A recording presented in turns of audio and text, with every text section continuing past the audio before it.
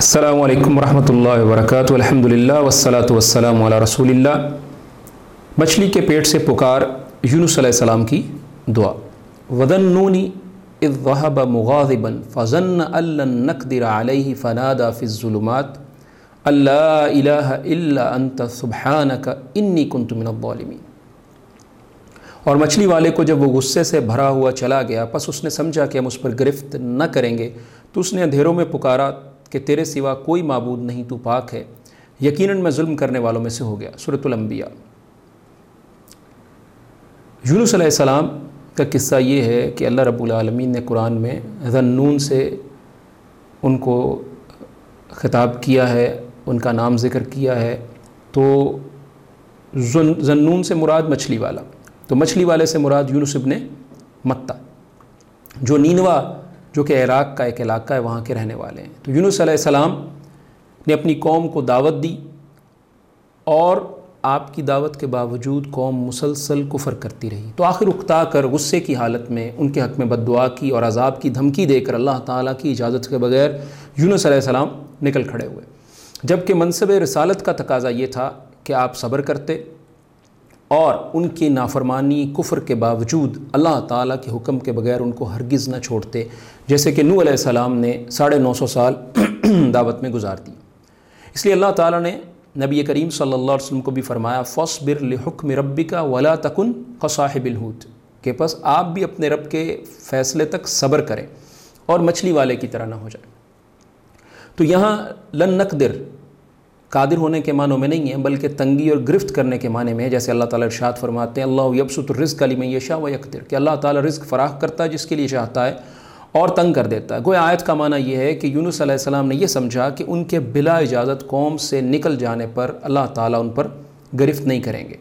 تو قصے کی تفصیل سورۃ صافات میں مذکور ہے۔ خلاصہ اس کا یہ ہے کہ یونس علیہ السلام قوم کو چھوڑ کر علاقے سے نکلے تو سمندری سفر کے لیے کشتی میں سوار ہوئے، جو بھری ہوئی تھی، طوفان آیا، سب کے ڈوبنے کا خطرہ پیدا ہوا۔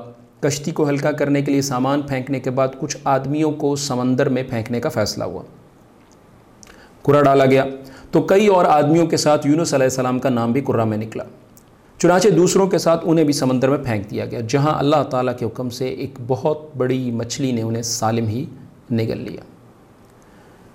دوسری بات اہم یہ ہے کہ یونس علیہ السلام اب مچھلی کے پیٹ میں ہے، وہ کیسا قید خانہ اور کیسا اندھیرا ہے کہ جہاں نہ کوئی ملاقات ہے، نہ کوئی وکیل ہے، نہ رشتہ دار ہے، نہ ساتھی ہے، نہ کوئی پیروی کرنے والا ہے، نہ قید کی کوئی میعاد ہے، بلکہ تا قیامت قید میں رہتے اگر تسبیح کرنے والے نہ ہوتے، اور ریسکیو کی کوئی صورت نہیں ہے سوائے اللہ تعالیٰ سے دعا کے اور اللہ تعالیٰ سے امید کے۔ تو ان کئی اندھیروں میں انہوں نے اپنے رب کو اس حال میں آواز دی کہ وہ غم سے بھرے ہوئے تھے، اذ نادى وهو مکظوم، جب اس نے پکارا اس حال میں کہ وہ غم سے بھرا ہوا تھا۔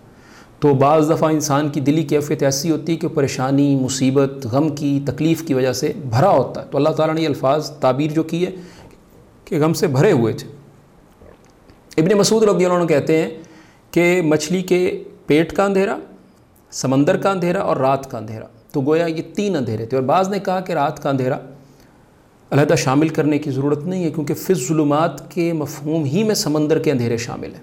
تو خیر، اللہ تعالیٰ نے اب ان کو نجات کیسے دی اور کیا دعا انہوں نے کی؟ تو یونس علیہ السلام نے اس قید خانے سے، جو کہ مچھلی کے پیٹ کا قید خانہ تھا، اس سے رہائی کے لیے جس چابی کو استعمال کیا وہ دعا کی اور توحید کی، اللہ تعالیٰ کی توحید اور اللہ تعالیٰ کی پاکی بیان کی، اور اللہ تعالیٰ کے علاوہ کسی کا وسیلہ نہیں پکڑا۔ یونس علیہ السلام نے جو دعا یا الفاظ ذکر کیے وہ توحید بھی ہیں، کلمہ توحید بھی ہے اور دعا بھی ہے۔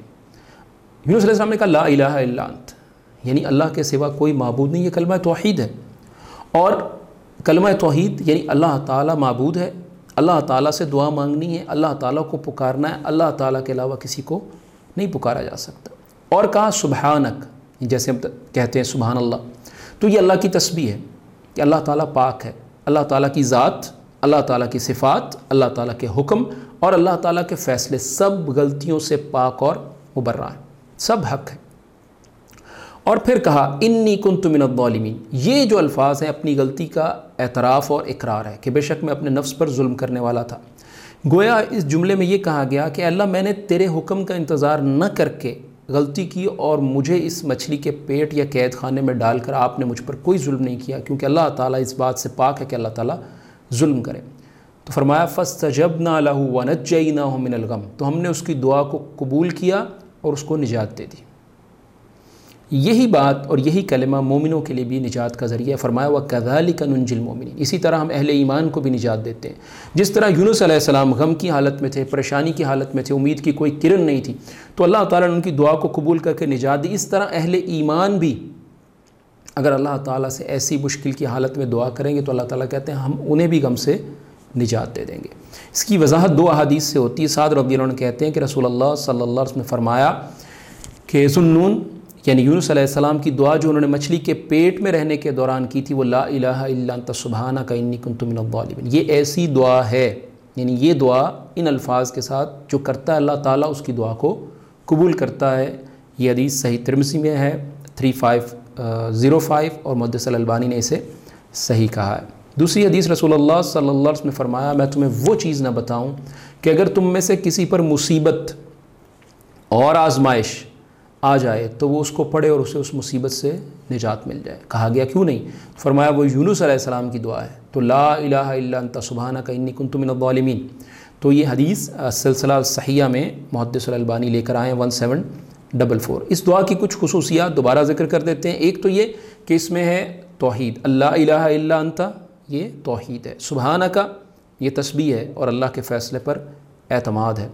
تیسرا انی کنت من الظالمین، اس میں اپنی غلطی کا اعتراف ہے، اور مجموعی طور پر اس میں اللہ ہی کو پکارنا بھی ہے اور ساتھ اللہ ہی سے امید بھی ہے اور اسی پر یقین بھی ہے۔ اللہ رب العالمین مجھے اور آپ کو قرآن مجید کی سمجھ اور اس پر عمل کی توفیق عطا فرمائے۔